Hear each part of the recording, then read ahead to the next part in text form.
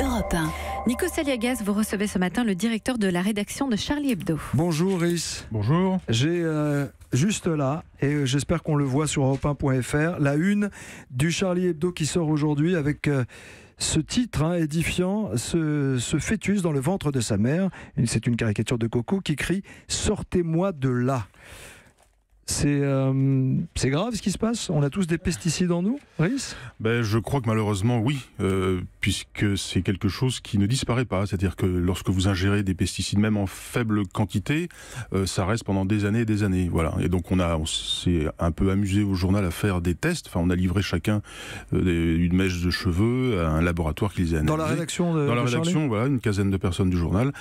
Et comme ça, on a pu découvrir ce qu'on avait vraiment dans le corps, uniquement sur le plan des pesticides. On n'a pas analysé autre chose, quoi. Donc en moyenne, en cumulé, on a à peu près 80 types de pesticides au journal. Voilà. Donc si vous en avez au journal, ça veut dire que nos auditeurs, nos auditrices et nous, dans le studio ou en régie, oui, on a des pesticides. Il y a des pesticides que tout le monde a, comme les bisphénols, ça c'est systématique. Après, il y en a d'autres que certains ont plus que d'autres en fonction de leur mode de vie.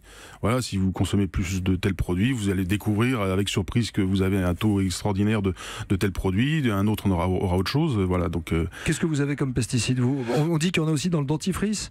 Il paraît, ça dans certains dentifrices. Ouais. Alors bon, je suis pas spécialiste. Moi, j'ai découvert que j'avais du lin d'âne et je me suis remémoré à quel moment de ma vie j'avais bien pu utiliser ça. Et je me suis rappelé effectivement que dans les années 80, j'avais utilisé ça. Voilà, du lin d'âne pour désinfecter des choses. Et évidemment, ça reste, ça ne disparaît pas, quoi, des années après. Et pourtant, certains pesticides sont interdits depuis des années, mais les lobbies arrivent encore à les faire passer. Après, c'est un problème de santé publique, mais moi je pense que c'est un problème politique. C'est-à-dire que même quand vous avez une volonté politique qui est affirmée de réduire les pesticides, vous avez derrière des lobbies qui, en quelque sorte, court-circuitent la volonté populaire, je dirais la souveraineté populaire. Encore des lobbies, on en parle depuis la démission du lot. Mais ils n'ont jamais été aussi puissants. C'est-à-dire que quand vous parvenez à interdire un pesticide, dans le même temps, les lobbies arrivent je vais parler familièrement, en refourguer 2 ou 3 autres dans d'autres domaines que vous ne voyez pas. Ça va être ça se recycle. Voilà, parce que c'est une industrie qui doit diffuser sa production. Et vous demandez la tête de Roger Genel, président de l'ANSES ? Oui, voilà, c'est l'agence pour la sécurité sanitaire.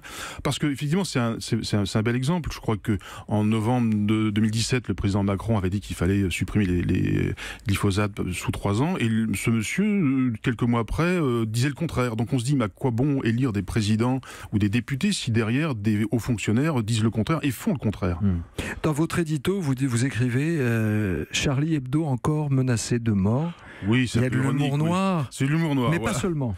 Mais c'est un peu vrai aussi, pas que nous d'ailleurs. Je crois que il y a un mouvement qui est lancé qui s'appelle le Mouvement des Coquelicots, qui est un mouvement, on va dire, populaire, qui fait appel. Vous portez un coquelicot sur votre chemise. Voilà, qui fait appel à la mobilisation des citoyens. C'est les citoyens qui doivent se mobiliser pour faire prendre conscience aux politiques que leur action n'est pas assez forte. Et si les citoyens ne font rien, les politiques ne feront rien non plus. Et qu'est-ce qu'on peut faire avec des mots contre des multinationales, contre des lobbies, avec des mots? On peut changer le monde encore aujourd'hui? Oui, sinon dans ces cas-là, on ne croit plus dans la démocratie. Ouais. Mais la base de la démocratie, c'est quand même le citoyen. Voilà, c'est le fondement même.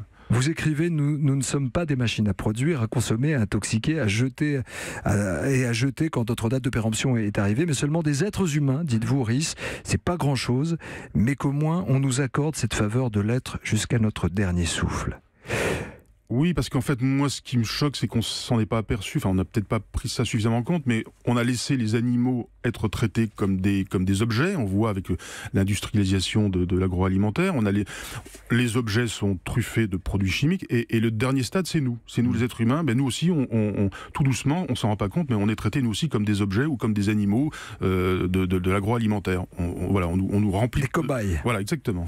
La tragédie de Charlie qui a ébranlé le pays et que vous avez vécu jusque vraiment au plus profond de votre chair, vous a-t-elle permis aussi de reconsidérer les priorités de la vie?